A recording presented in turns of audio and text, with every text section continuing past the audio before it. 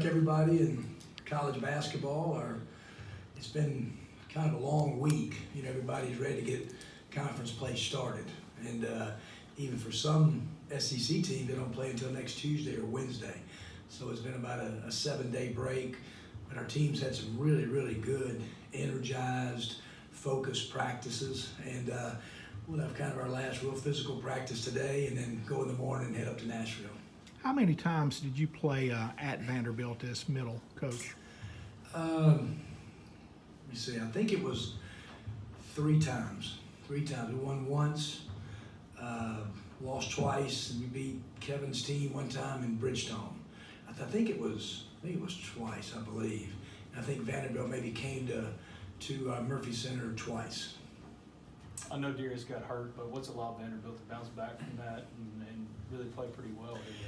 I mean, they're getting great point guard play again.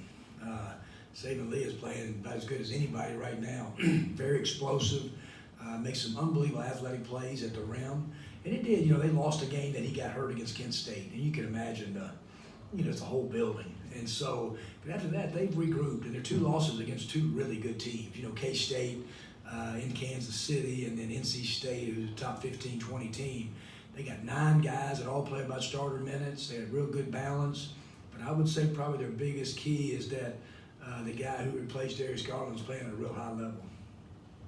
Overall, in terms of matchup, I mean, when you look at the teams currently constructed going against this team, where are the matchup advantages, or where you have to see guys perform? Yeah, you know, I number one, I just think we've got to do a good job on their perimeter. They've got pick and pop 4s, you know, and they've got some guys who can really, really shoot it. They shoot for a good percentage and make 8 or 9 threes in a game. The one thing that sticks out to me, I think Vanderbilt's guarding really well. I mean, their defensive field goal percentage is one of the best in our league, and so that's probably the biggest improvement that I've seen in their team watching like the last 5 or 6 games. What's the latest with Franco? Yeah, I just met with Franco today. He's still got a little part of the stress fracture in his kneecap that hasn't healed yet.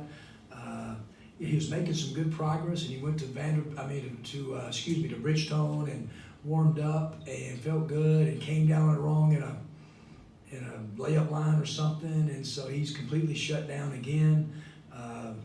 You know, it may be 4 to 6 weeks before he's back out on the floor.